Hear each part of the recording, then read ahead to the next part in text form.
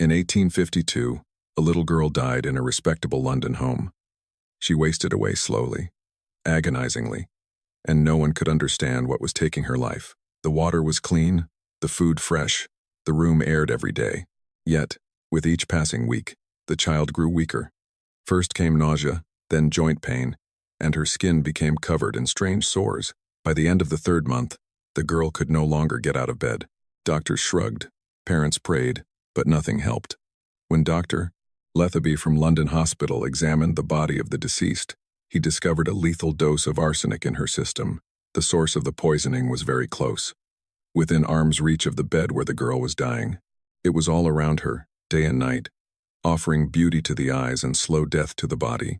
These were the wallpapers, beautiful, fashionable, emerald green wallpapers that her mother was so proud of.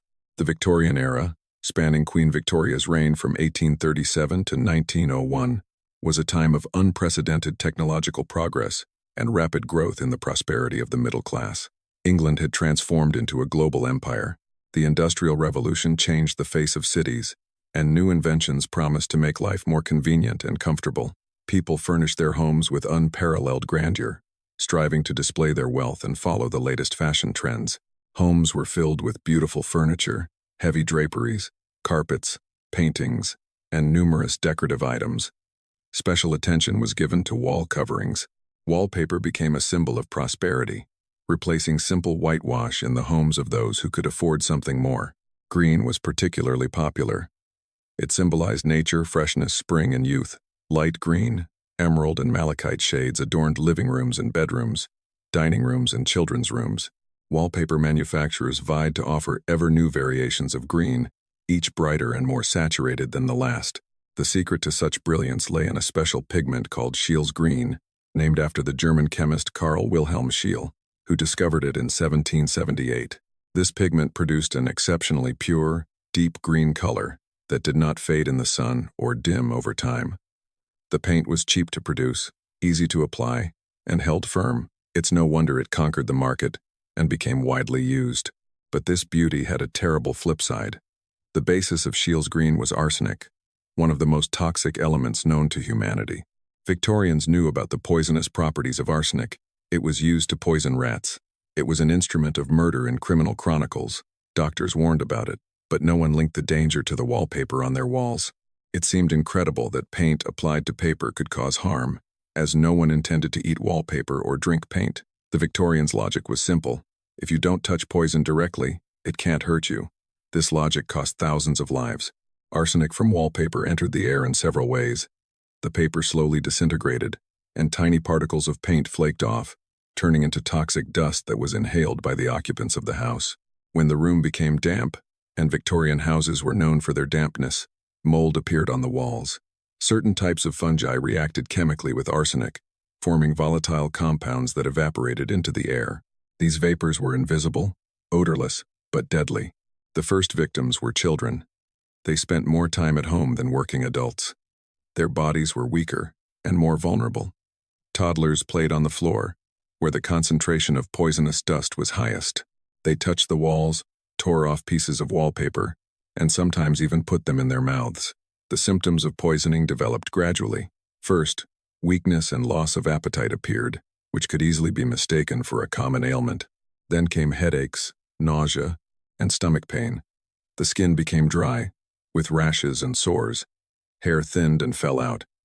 The child became irritable, slept poorly, and complained of bone and joint pain. With prolonged exposure, arsenic affected internal organs, the liver, kidneys, heart, and nervous system. Convulsions and paralysis of the limbs began. Many children died without receiving a correct diagnosis. When Dr. Lethaby publicly stated in 1850 that arsenical wallpaper was killing children, his discovery caused a stir.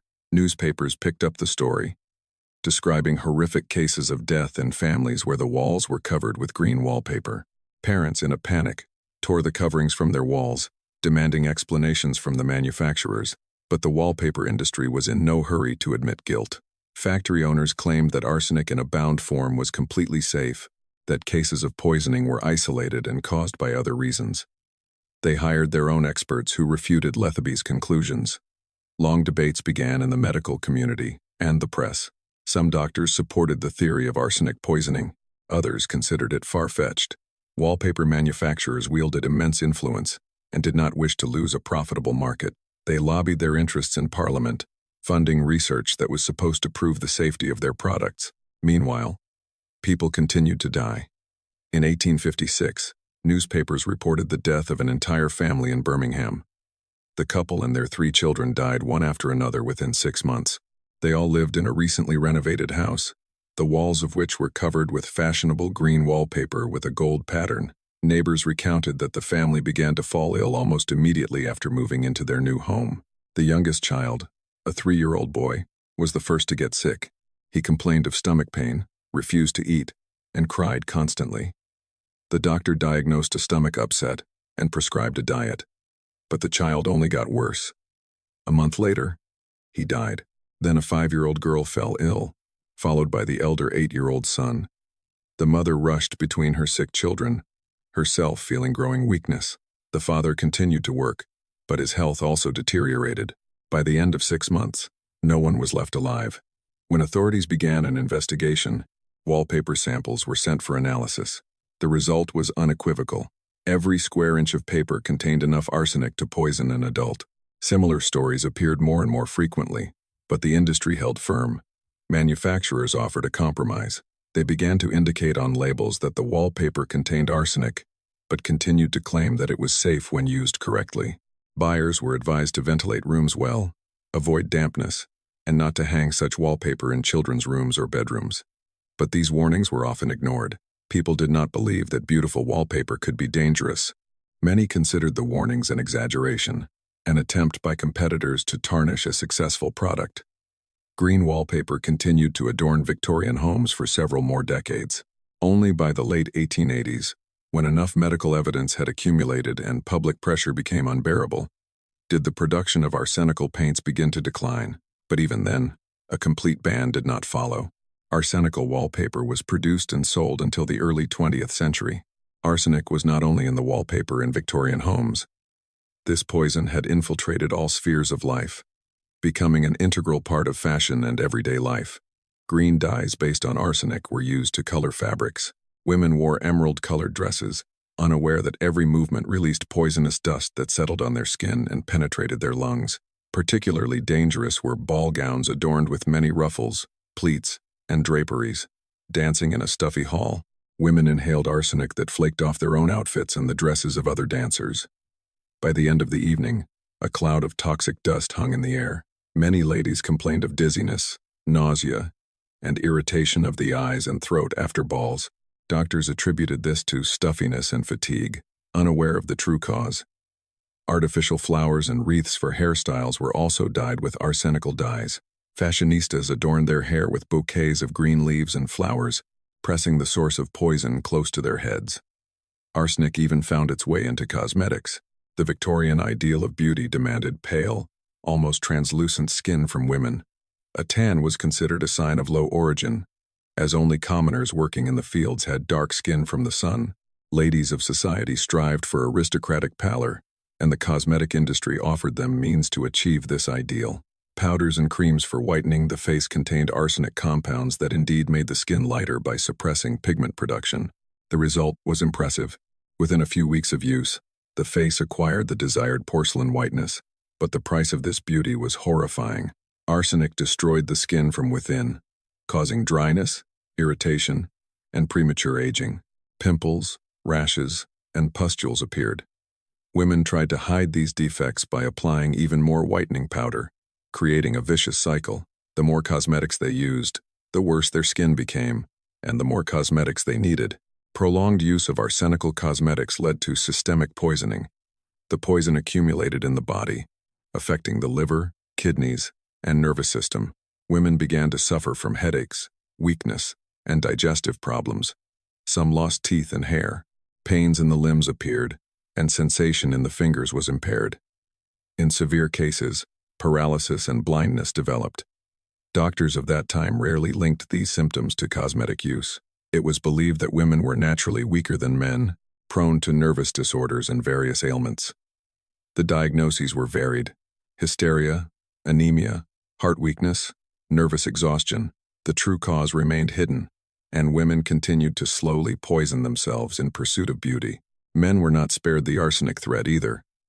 Green waistcoats and ties were a popular element of men's wardrobes. Fabric dyed with arsenic adhered to the skin of the neck and chest, causing irritation, rashes, and sometimes painful sores. Hat manufacturers used nitromercury to treat felt, another toxic metal. Hatters who worked with this substance for years suffered severe poisoning that affected the nervous system. They developed characteristic symptoms: trembling hands, impaired coordination, personality changes, outbursts of aggression, and unmotivated anger, hallucinations. It was this phenomenon that gave rise to the English expression "mad as a hatter." But even those who simply wore mercury-treated hats were at risk. It was especially dangerous on hot summer days when sweat dissolved traces of mercury, and it absorbed into the scalp. Children's toys represented a separate category of danger. The Victorian era was a time of flourishing toy industry. Factories mass-produced dolls, soldiers, wooden and metal toys painted with bright colors. Many of these paints contained lead or arsenic. Children played for hours with toxic items, putting them in their mouths and licking their fingers. After playing, the paint flaked off, got onto the skin, and was inhaled with the dust. Lead soldiers, which boys loved to chew on during play, were particularly dangerous. Lead accumulated in children's bodies, causing developmental delays, learning problems, and behavioral disorders. Many children who regularly played with toys painted with lead paint were diagnosed with intellectual disabilities, which were actually the result of chronic poisoning. Authorities did not regulate toy production, nor did they set safety standards. Manufacturers used the cheapest materials, disregarding the consequences.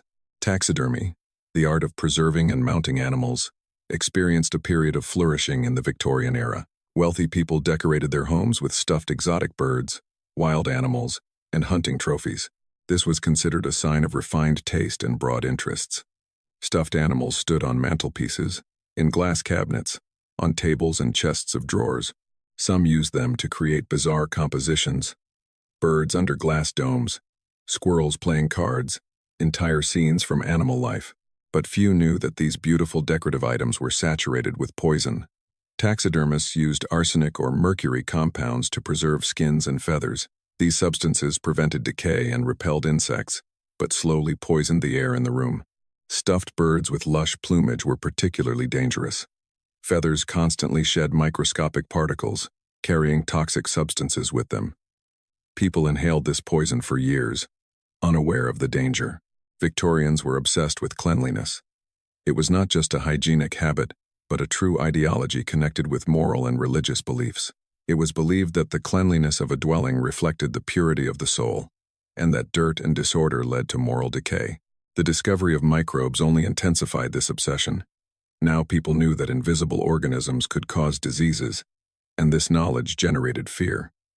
The chemical industry responded to society's demand, flooding the market with disinfectants. One of the most popular was carbolic soap and solutions based on carbolic acid or phenol. This substance did kill microbes, but it was extremely toxic to humans. Victorian housewives used carbolic acid to wash floors, walls, furniture, and dishes. They added it to water for laundry, disinfected toilets and bathrooms with it. The concentration of solutions was often too high. Carbolic acid caused skin burns on direct contact, irritated the respiratory tract, and led to severe poisoning if ingested. In September 1888, the Aberdeen Express newspaper reported a mass poisoning by carbolic acid. 13 people suffered from one incident. 5 of them died. The problem was exacerbated by the fact that bottles with disinfectants looked the same as bottles with other household liquids. They had no warning labels, no bright markings, no special caps.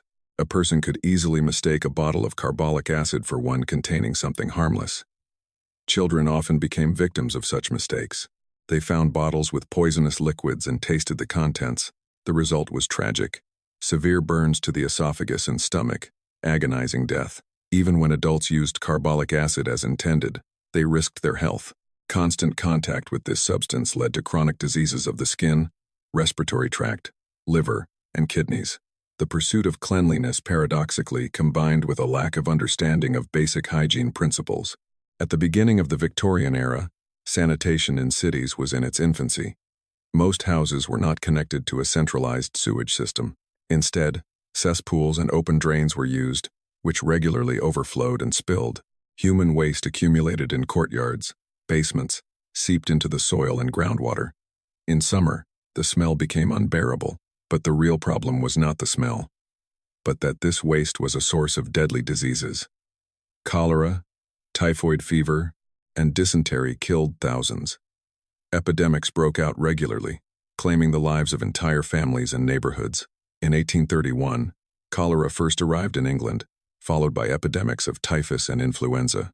In 1837 and 1838, the government was forced to initiate reforms.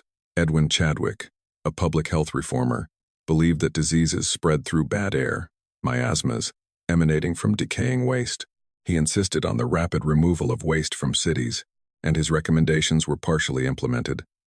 But the improvements to the sewage system had an unforeseen effect. Now, wastewater entered the Thames, London's main source of drinking water, faster and in larger volumes. The river turned into an open sewer.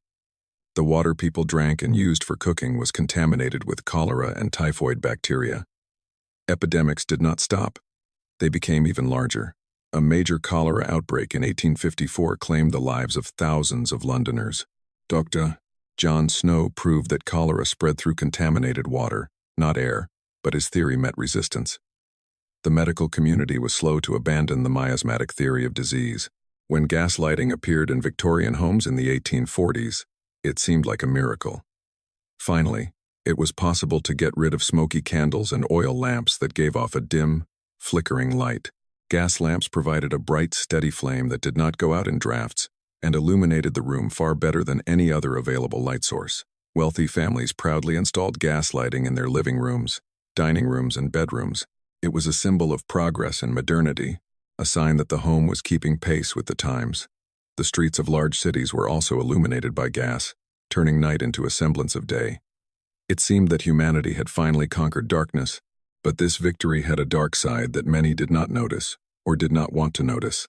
The gas that provided light was deadly. Two types of gas were used in the Victorian era: coal gas, or illuminating gas, and natural gas. The most common was coal gas, obtained by heating coal without air. This process, called dry distillation, produced a mixture of various gases: hydrogen, methane, carbon monoxide, and hydrogen sulfide. All these components were either flammable, toxic, or possessed both properties simultaneously. Carbon monoxide, or carbon monoxide, had neither color nor smell but was deadly. It bonded with hemoglobin in the blood much more effectively than oxygen, preventing tissues from receiving the life-sustaining gas. A person inhaling carbon monoxide would slowly suffocate, even if there was enough air in the room. Gas lamps in Victorian homes were not airtight. Leaks occurred constantly. Pipe joints weakened, gaskets wore out, taps began to leak, and gas seeped into the room, mixing with the air. In small concentrations, it caused headaches, nausea, and weakness. People attributed these symptoms to fatigue or mild malaise. But if the leak was significant, the consequences became tragic. Families would go to sleep in the evening and not wake up in the morning. They were found dead in their beds with no visible signs of violence or illness. Carbon monoxide killed quietly, leaving no trace. Children often became victims, as their bodies were more vulnerable to the poison. They died first, while adults could still fight for their lives. Some people woke up with a feeling of suffocation, managed to run out of the house, and save others. But such lucky ones were few. The problem was exacerbated by the Victorians' fear of drafts. There was a belief that cold air entering warm rooms caused colds and other illnesses. Therefore, windows and doors were carefully closed, gaps were plugged, and heavy draperies were installed, which further insulated the room from the outside world. Ventilation in homes was extremely poor. This created ideal conditions for the accumulation of carbon monoxide. Even a small leak in an unventilated room could lead to fatal poisoning. Some houses were equipped with fireplaces, which created drafts and removed some of the gases. But not all rooms had fireplaces. Bedrooms, nurseries, and small servants' rooms often remained without any ventilation. Gas lighting required constant maintenance and control, but not everyone could afford it. Wealthy families hired specialists who regularly inspected gas lines, tightened joints, and replaced worn-out parts. But in middle-class and poor homes, there was no such control. People installed gas lamps themselves, often lacking the necessary knowledge and skills. They used cheap materials, economized on gaskets and taps. The result was constant leaks, fires, and poisonings. Gas companies supplied gas without proper purification. Sulfur impurities made it even more dangerous to health. Combustion released sulfurous compounds that irritated the respiratory tract, causing coughs and shortness of breath in people with chronic lung diseases. Gas explosions were another threat. Coal gas was extremely flammable. If a sufficient concentration of gas accumulated in a confined space, a single spark was enough to cause an explosion. People lit a match, a candle, or approached a fireplace, unaware that they were in a timed bomb. Explosions destroyed houses, maimed, and killed people. Fires caused by gas leaks were particularly dangerous because the fire spread instantaneously, engulfing the entire building. Wooden structures, abundant fabrics, and furniture turned a Victorian house into a huge bonfire. People did not have time to escape, suffocating in smoke or burning alive. Fire brigades of that time did not have adequate means to fight large fires. They could only limit the spread of the fire, preventing it from spreading to neighboring buildings. The burning house itself was considered lost. Only by the end of the 19th century were safety standards for gas equipment introduced. More reliable taps and joints were developed. Adulterated gas, to which substances with a pungent odor were added so that people could detect leaks, began to be used. But these improvements were implemented slowly, and not everywhere. Many old houses continued to use outdated, dangerous equipment until gas lighting was completely replaced by electricity, which happened only at the beginning of the 20th century. Until then, gaslight continued to claim lives, remaining a symbol of progress that demanded human sacrifices. Stairs in Victorian homes were another hidden threat. In an era of rapid construction, houses were built quickly, often at the expense of quality. Architects and builders sought to fit as many rooms as possible into a limited area, and stairs were viewed as a necessary evil that occupied valuable space. Grand staircases in wealthy homes were wide, with gentle steps and sturdy railings, but even they could be dangerous due to slippery surfaces, poor lighting, or unexpected turns. The back stairs, intended for servants, posed a real threat to life. They were made as narrow and steep as possible to save space. The steps were uneven, of different heights, and the railings were flimsy or absent altogether. Servants, especially young maids, had to carry heavy buckets of water, coal, trays of food, and armfuls of laundry up these stairs. The long skirts and aprons worn by maids caught on the steps. Their hands were occupied with heavy loads. There was nothing to hold on to. One clumsy move, one misstep, and the person would tumble down, hitting the walls of the narrow stairwell. Falls resulted in fractures, head injuries, and often death. Coroners' courts regularly investigated cases of servant deaths on the stairs. Juries delivered verdicts of accidental death and sometimes added recommendations for homeowners to install safer railings or improve lighting. But these recommendations were rarely followed. The life of a servant was valued little in Victorian society. It was believed that if a person was careless and fell, it was their own fault. Homeowners saw no need to invest money in improving conditions for their staff. Children's falls downstairs were equally common. Toddlers, just learning to walk, were drawn to the stairs, attracted by the forbidden space. Gates and railings were rare. Parents relied on constant supervision, but no one could watch a child every second.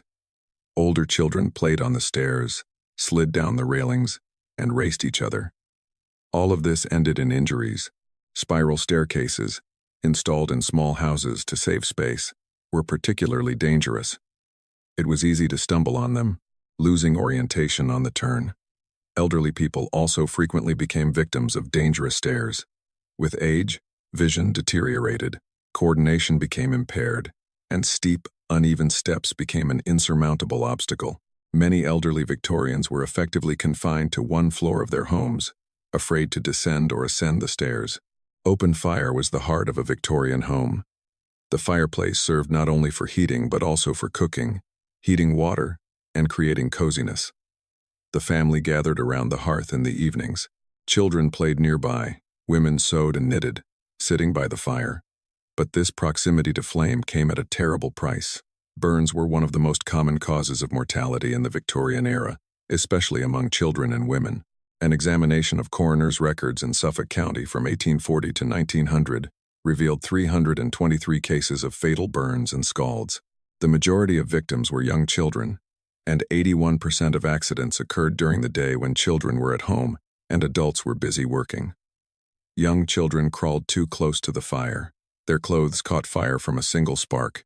Victorian dresses for girls and shirts for boys were made of cotton and linen, fabrics that easily ignited.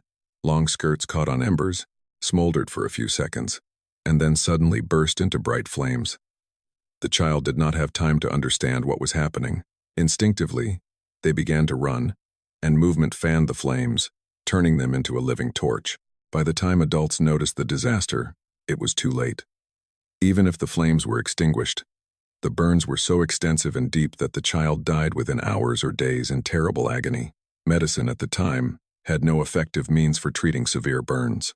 There were no painkillers, no antiseptics, no skin grafting methods. Doctors could only watch as life slowly ebbed away from a small, burned body. Typical was the case of 3-year-old Rose, reported by a newspaper. The girl was left alone in the room for a few minutes. Her mother went out to hang laundry in the yard, believing the child was playing quietly, but the toddler got too close to the fireplace.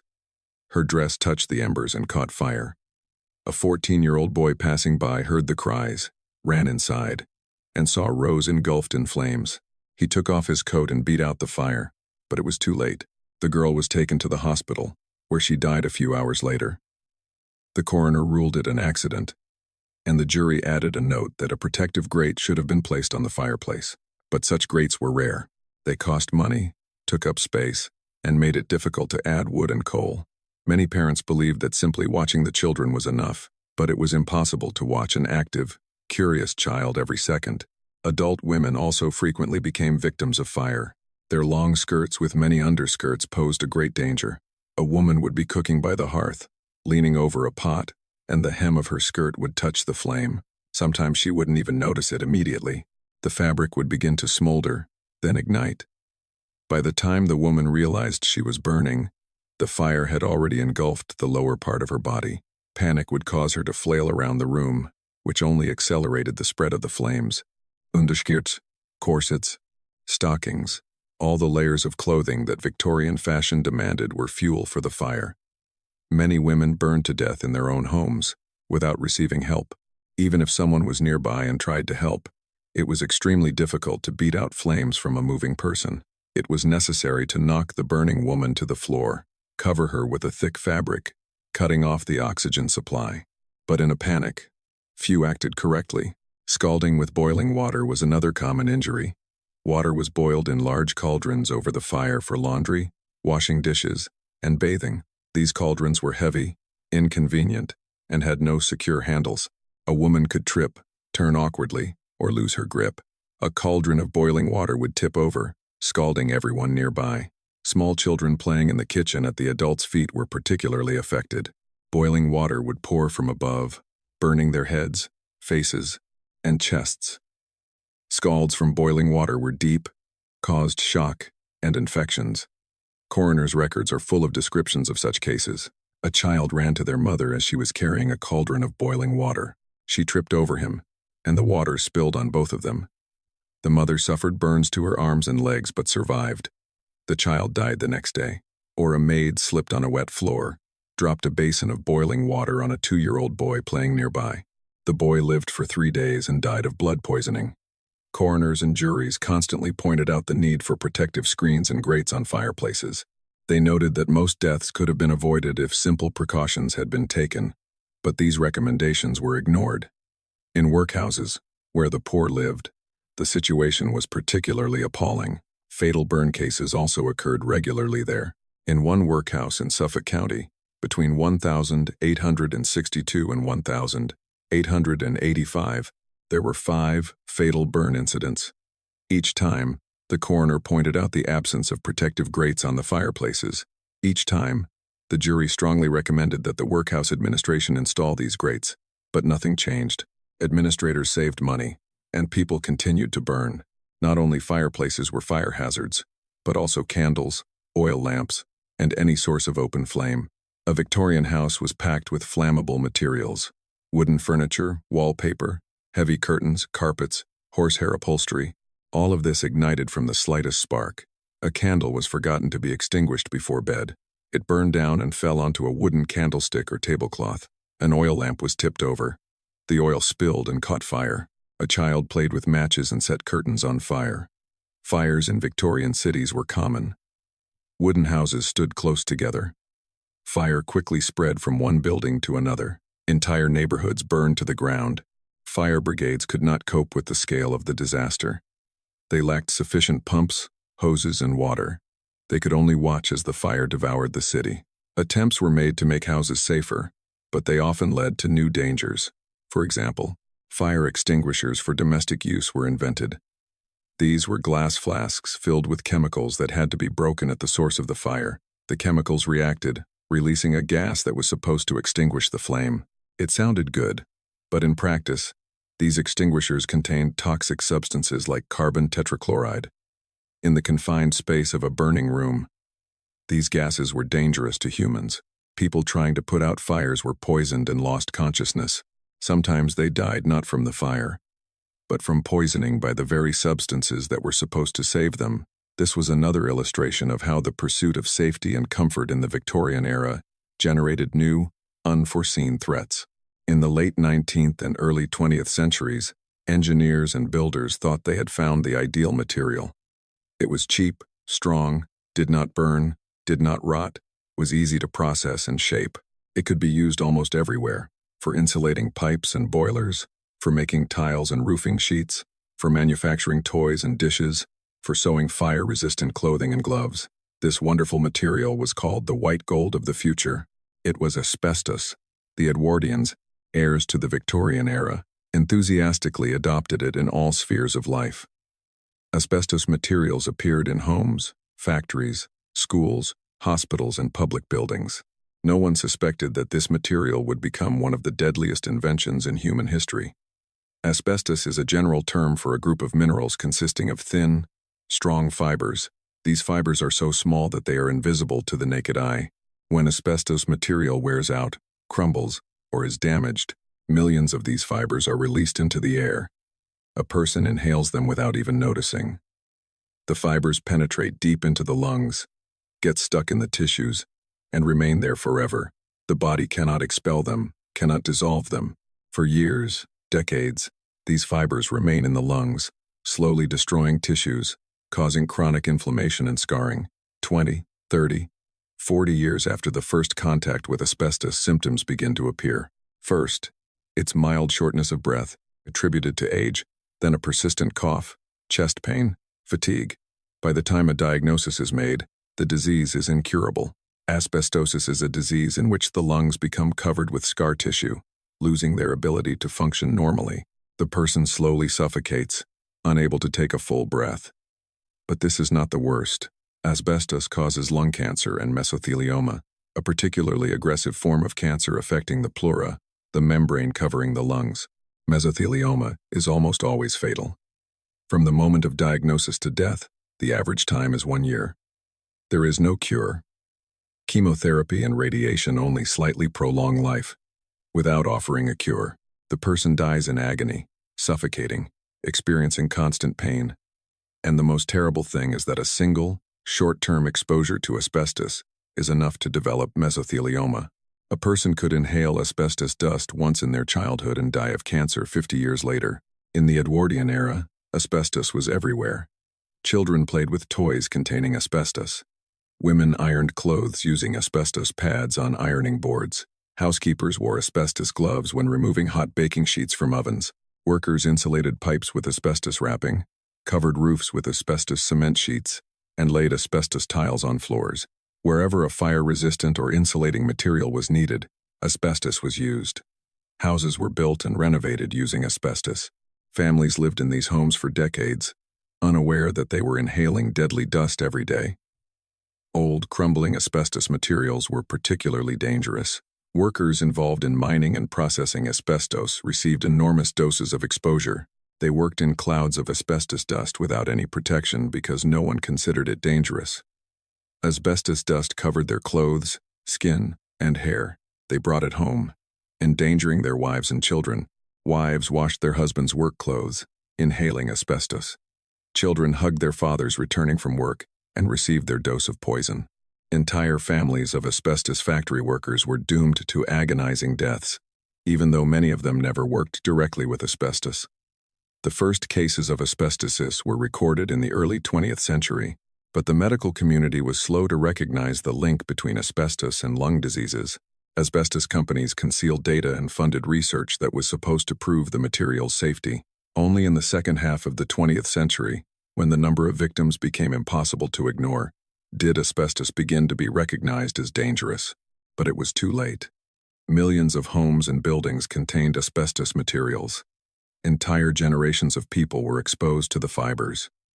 Even today, in the 21st century, people continue to die from diseases caused by contact with asbestos in the mid-20th century. The exact number of asbestos victims is unknown and never will be known. The count is in the millions. It is one of the largest man-made disasters in history, and it began with the Victorian Edwardian belief in progress and the miraculous properties of new materials. Asbestos seemed like a gift from fate, a solution to many problems. In reality, it turned out to be a deadly enemy that killed slowly, imperceptibly, and inexorably. Victorian homes were filled with other hidden dangers. Lead paints were used everywhere to color walls, furniture, toys, and dishes. Lead provided bright, saturated colors: white, yellow, red, green. Lead-based paints were cheap, durable, and easy to apply. But lead is a heavy metal, toxic to humans, especially children. Lead poisoning causes a wide range of symptoms: abdominal pain, constipation, headaches, irritability, insomnia, loss of appetite, anemia.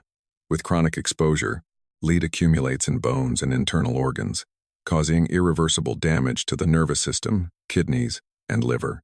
In children, lead poisoning leads to developmental delays, learning disabilities, behavioral problems, and reduced intelligence. Children received lead poisoning in many ways. They played with toys painted with lead paint, chewed on them, and licked their fingers. After playing, the paint on walls and furniture gradually deteriorated, turning into dust that settled on the floor where children played. Toddlers crawled on the floor, putting everything in their mouths, inhaling dust.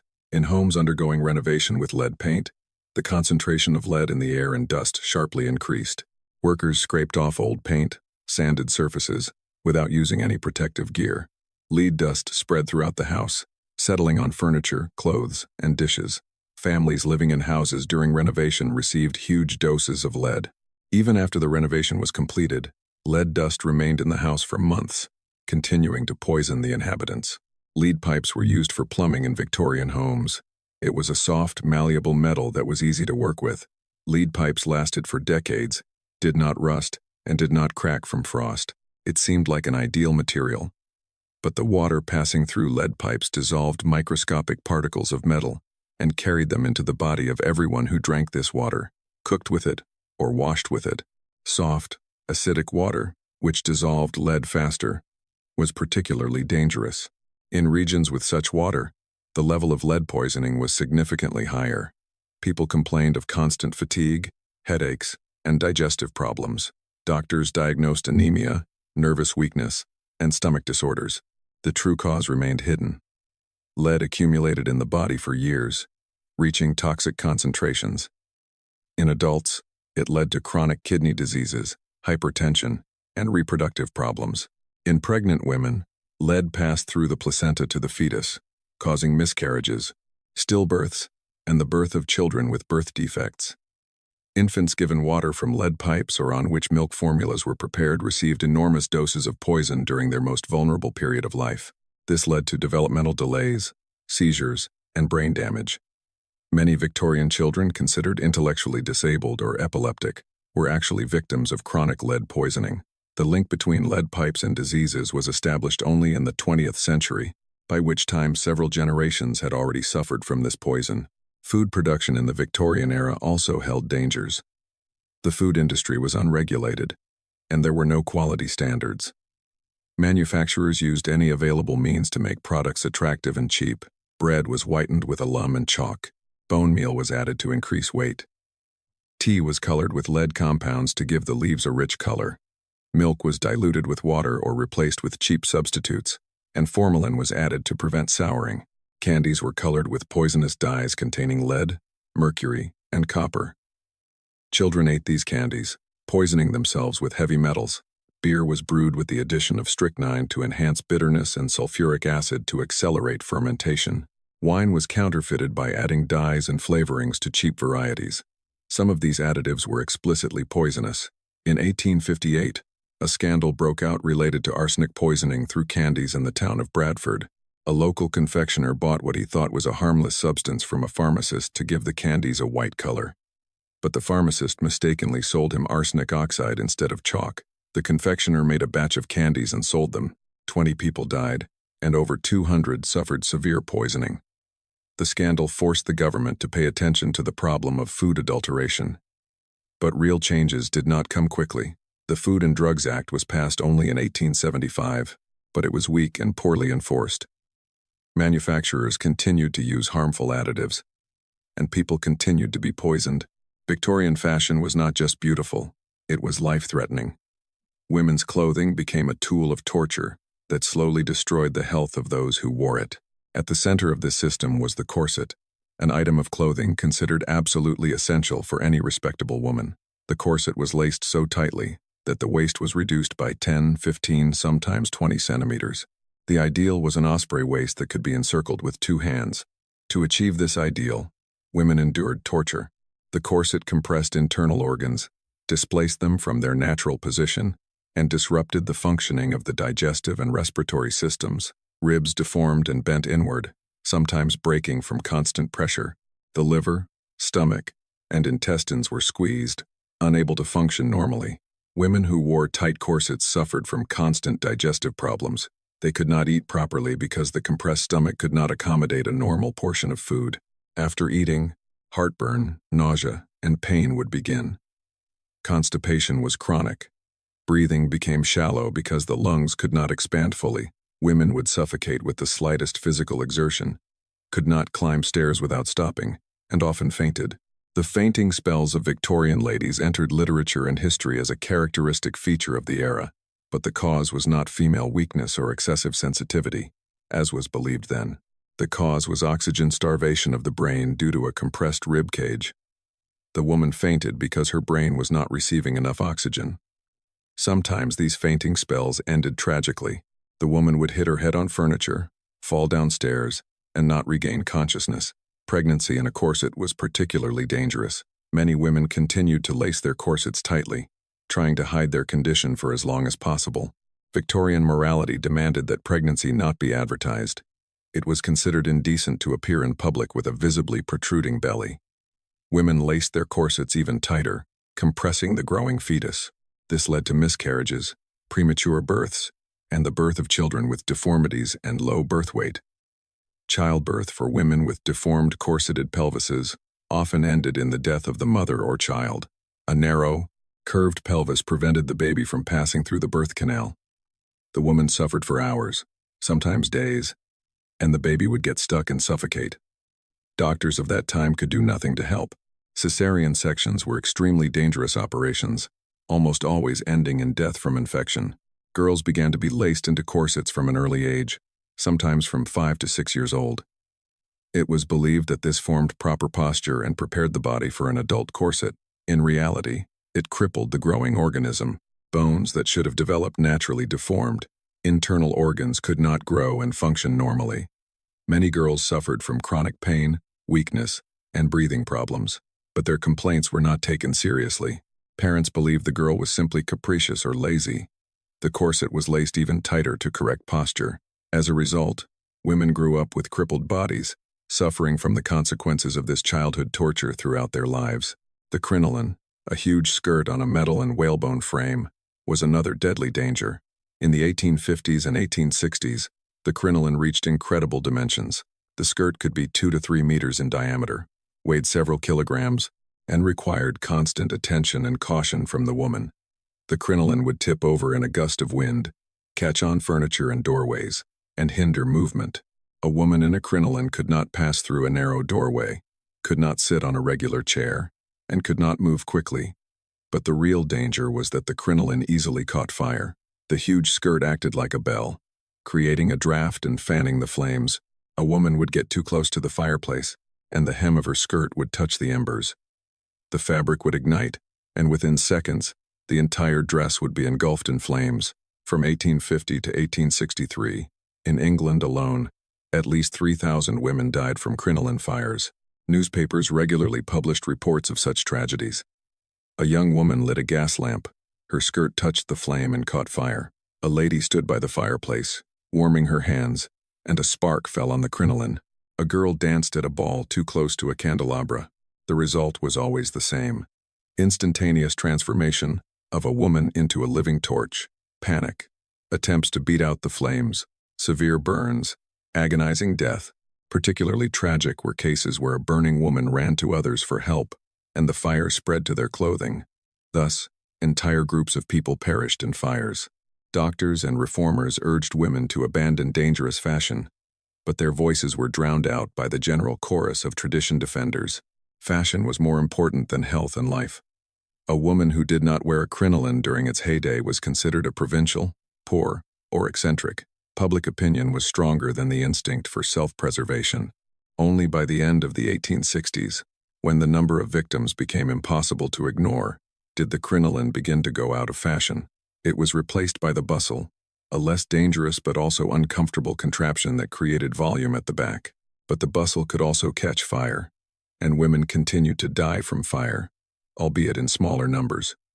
Long skirts that dragged on the ground collected dirt from the streets. In Victorian cities, the streets were covered with manure, waste, and garbage.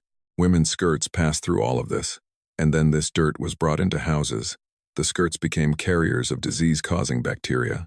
A woman would walk down a street where the contents of a chamber pot had just been dumped.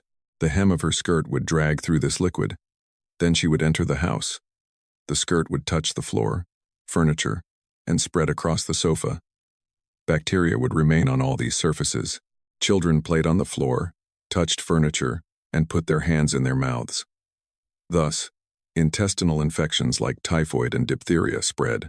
There were suggestions to shorten skirts to the ankle so they wouldn't collect dirt, but this suggestion was met with outrage.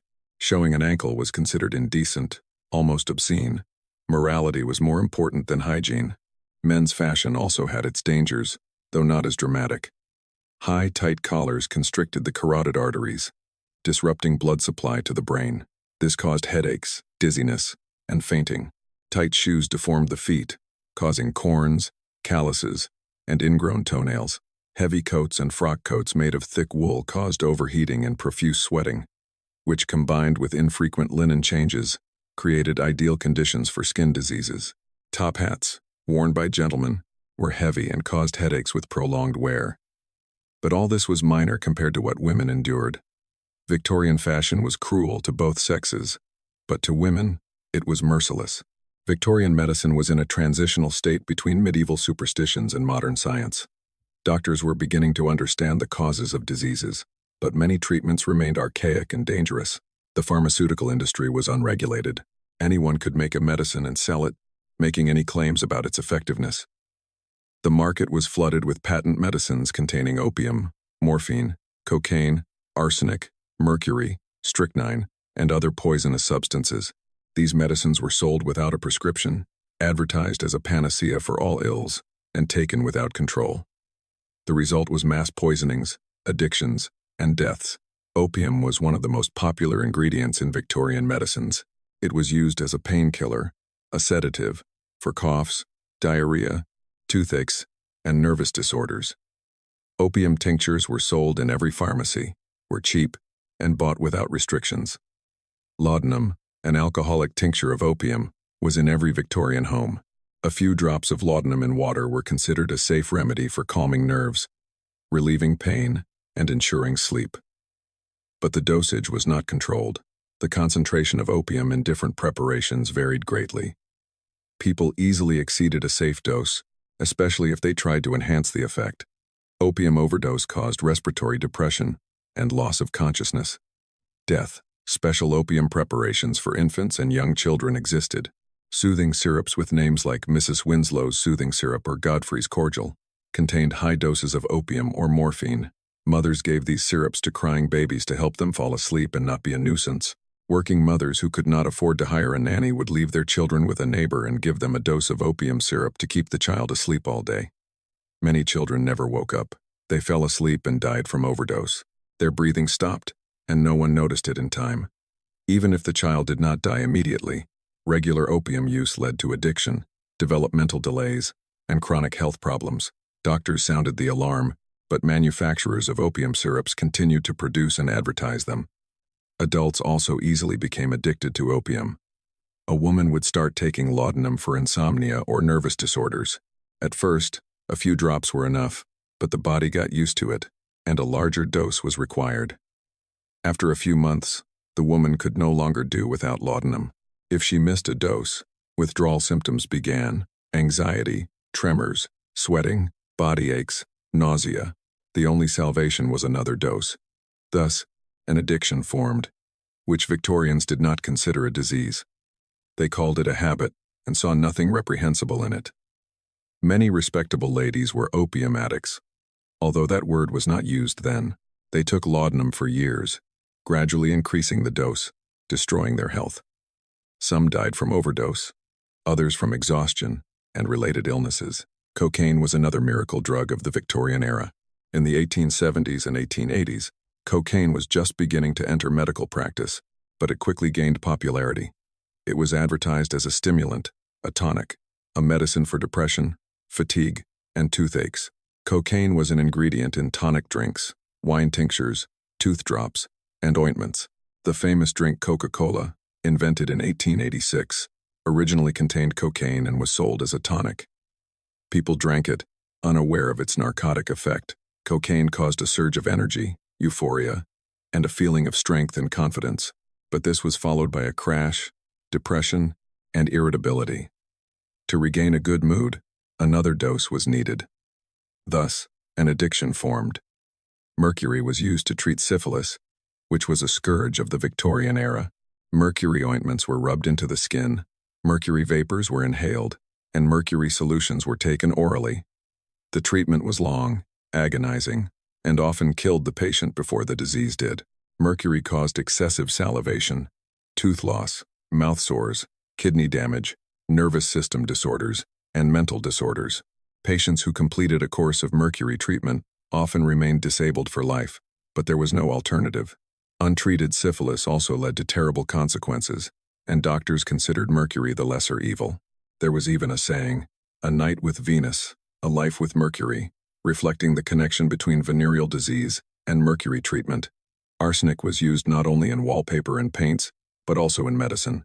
It was prescribed as a tonic to improve appetite and complexion, to treat skin diseases, malaria, and syphilis. Arsenic pills and solutions were sold freely. In small doses, arsenic could indeed cause some improvement in well-being, stimulating metabolism. But the line between a therapeutic and a toxic dose was very thin. The accumulation of arsenic in the body led to chronic poisoning with all its consequences. Some women took arsenic specifically to make their skin pale and give their eyes a sparkle. It was a form of slow suicide, but fashion demanded sacrifices. Bloodletting remained a common medical procedure in the Victorian era, although its popularity gradually declined. Doctors believed that many diseases were caused by excess or impurity of blood, and that removing some blood helped the body heal. Patients with high fever, inflammation, and headaches were subjected to bloodletting, sometimes removing significant volumes of blood, up to a liter or more.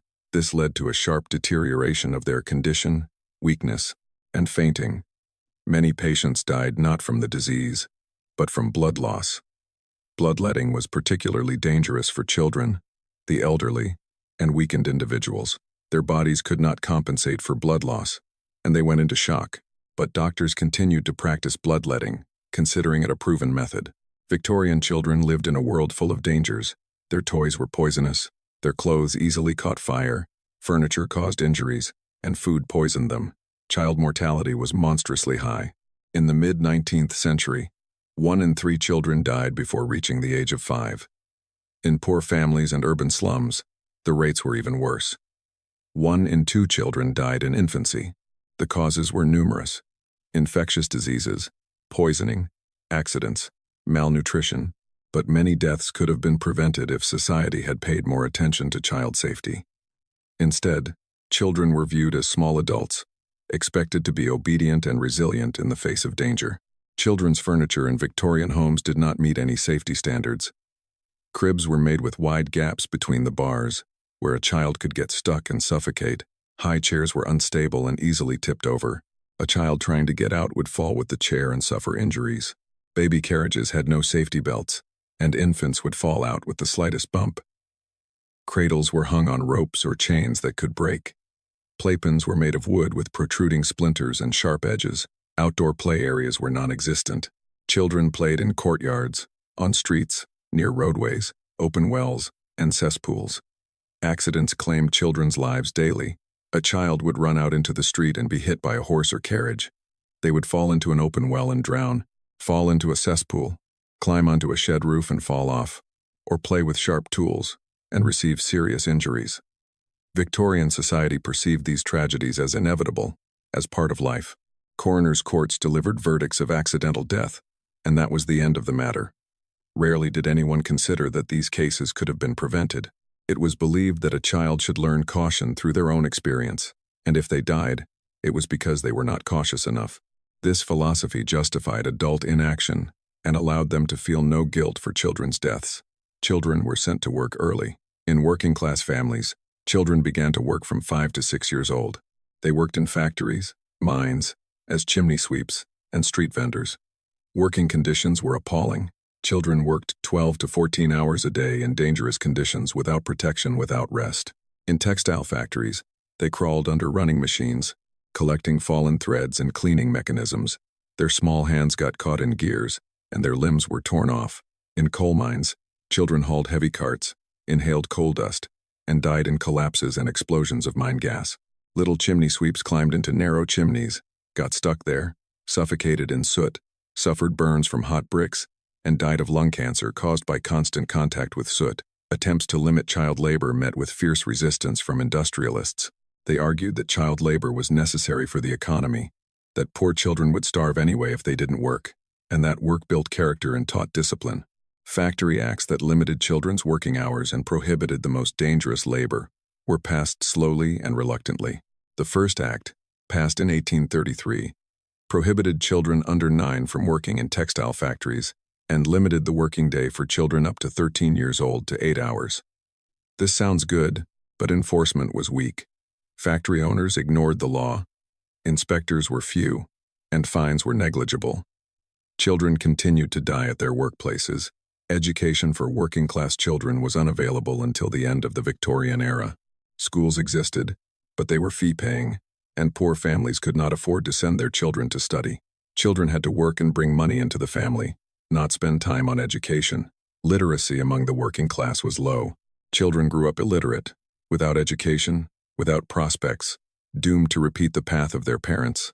Only with the passage of the Elementary Education Act in 1880 did the situation begin to change. But even then, many children did not attend school regularly because they had to work or help their families. Nutrition for children in poor families was extremely meager.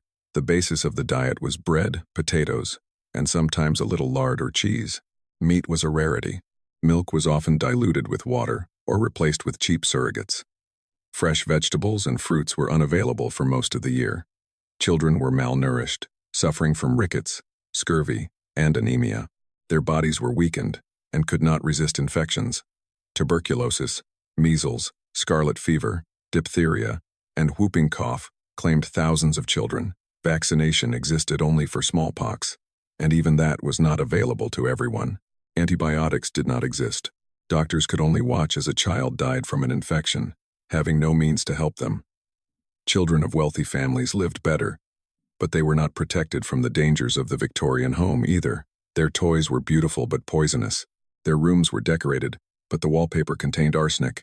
Their clothes were fashionable but easily caught fire. They received an education, but they were taught obedience and compliance, not critical thinking. Victorian pedagogy was strict, based on physical punishment. Children were whipped for the slightest offense, locked in dark rooms, and deprived of food. Children's emotional needs were ignored. They were expected to be quiet, obedient, and not to disturb adults. Childhood was not seen as a special period of life requiring care and protection. Children were small adults who had to grow up as quickly as possible and become useful members of society. By the end of the Victorian era, electricity began to appear in homes. It was a miracle of the new century, promising to revolutionize people's lives. Electric lamps provided bright, clean light without the soot, smoke, and risk of explosion that gaslighting carried. Electric appliances promised to ease domestic labor and make life more comfortable. But electricity in the late 19th and early 20th centuries was a new, poorly understood technology. Safety standards did not exist. Electricians learned on the fly through trial and error. Wiring was done haphazardly, often by the residents themselves, without knowledge of basic electrical engineering principles. The result was short circuits, fires, electric shocks, and deaths. Early electrical installations were dangerous for many reasons. Wires lacked reliable insulation. Often it was just fabric impregnated with wax or poor-quality rubber.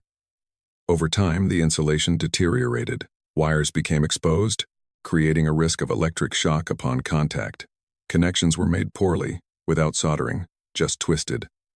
Increased resistance occurred at connection points. Wires heated up, insulation melted or caught fire. Electrical panels and switches lacked protective covers, so live parts were exposed. A person could accidentally touch them and receive an electric shock. Fuses existed, but they were often replaced with homemade ones that did not trip under overload. Wires overheated to the point of igniting surrounding materials. Electrical fires became a new scourge. They started suddenly, often at night when everyone was asleep. Fire spread through the walls, hidden behind wallpaper and panels, and by the time it was noticed, it was too late. Wooden houses burned to the ground in minutes. People did not have time to escape, suffocating in smoke or burning alive. Fire brigades did not understand the specifics of electrical fires. They poured water onto live wires, not knowing that water conducts electricity. Firefighters received electric shocks. Some died. Only gradually, after accumulating sad experience, did they begin to understand that an electrical fire required a special approach and that the building should be de-energized first. Electric shock was a new, poorly understood phenomenon. People did not realize how dangerous electricity was.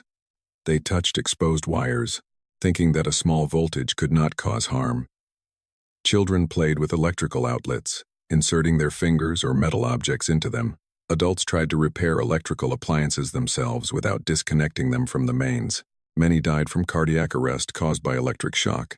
Others suffered severe burns at the points of entry and exit of the current. Electricity passed through the body, heating tissues, destroying muscles and nerves.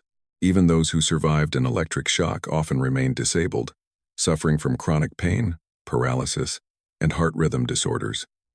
Early electric appliances were dangerous in themselves.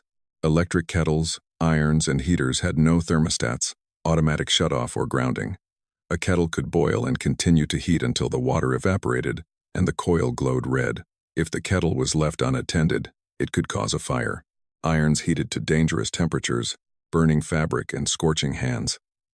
If an iron was forgotten to be turned off, it could set the ironing board or laundry on fire. Electric heaters were particularly dangerous. The open, glowing coil was in close proximity to flammable materials. Heaters would tip over and fall onto carpets, curtains, and wooden floors. A fire would start. Advertising for electrical appliances promised miracles. Electricity was advertised as a medical treatment. Electric belts, brushes, baths, which allegedly treated all illnesses from rheumatism to impotence, appeared. People bought these devices, passed electric current through their bodies, hoping for a cure. Some experienced relief due to the placebo effect. Others suffered burns, heart rhythm disorders, and in some cases, died. Manufacturers of these devices were not held accountable. Market regulation did not exist. Anyone could produce an electrical device and sell it, making any claims about its properties. Only by the early 20th century were electrical safety standards developed, and requirements for insulation quality, reliable connections, and protection against touching live parts were introduced. Automatic circuit breakers appeared, which broke the circuit in case of overload or short circuit. Electrical appliances began to be equipped with grounding, thermostats, and automatic shutoff systems. But until then, electricity had claimed many lives.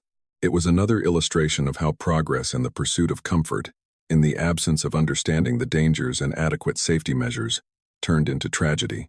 The Victorian era was coming to an end, but its legacy remained. Houses built in the 19th century continued to stand and be used in the 20th century. Their walls contained arsenical wallpaper, lead pipes, and asbestos insulation. These houses continued to poison their inhabitants for decades after the Victorian era ended. Only in the second half of the 20th century did people begin to realize the scale of the problem and take action. But it was too late. Several generations of people suffered from the hidden dangers of Victorian homes. The Victorian era was a time of great achievements and terrible tragedies. The Industrial Revolution changed the world, gifted humanity with unprecedented technologies, and improved the living standards of millions. But these achievements had a dark side.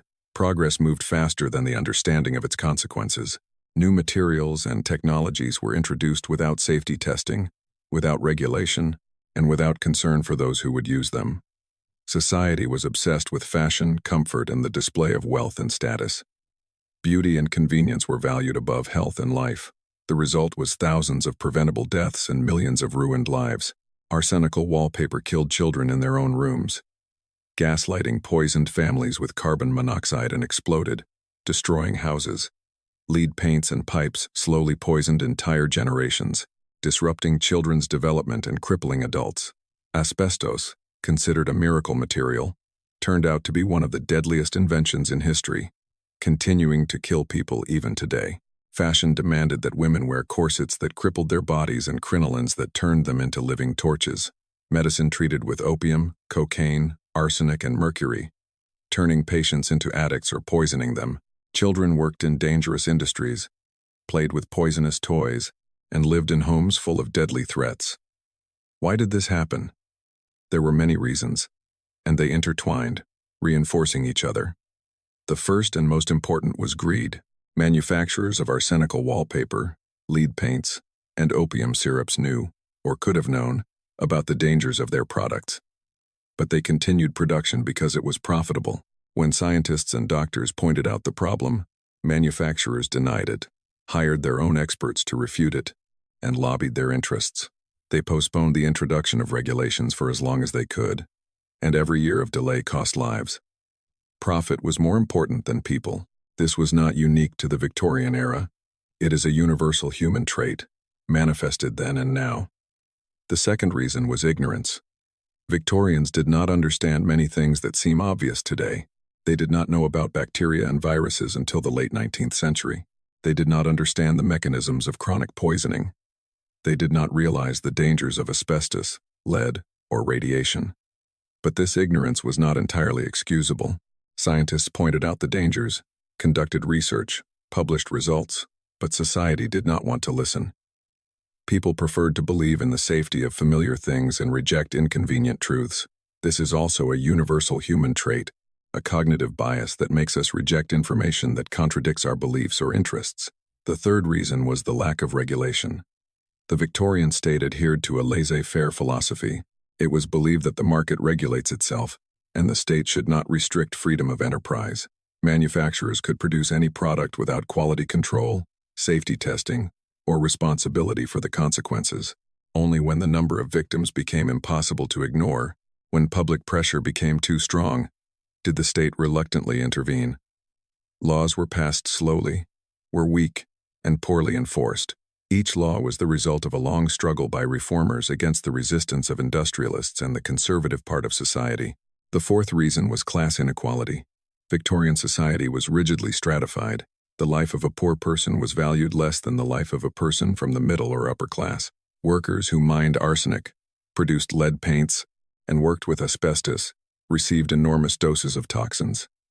They died young, but their deaths concerned few people.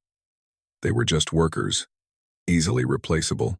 Poor children worked in dangerous industries, lived in slums without sanitation, and died from diseases and accidents. Society shrugged. That was the life of the poor. Reforms came slowly because those who had the power to change the system did not suffer from its shortcomings. They lived in comfortable homes. Their children did not work in factories, and their families could afford doctors and medicines. The fifth reason was the pressure of fashion and social norms. Victorian society was obsessed with appearance and adherence to status symbols.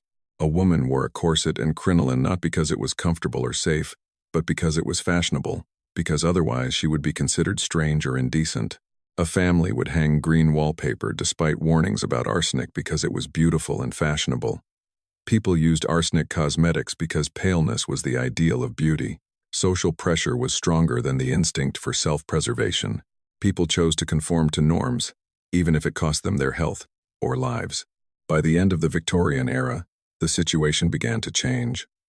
Understanding of dangers grew, scientific knowledge accumulated, and the public movement for reforms strengthened. Factory acts improved working conditions. Food and drug laws began to regulate the market. Urban sanitation improved. Sewage systems were built, and drinking water was purified. Child mortality decreased, and life expectancy increased.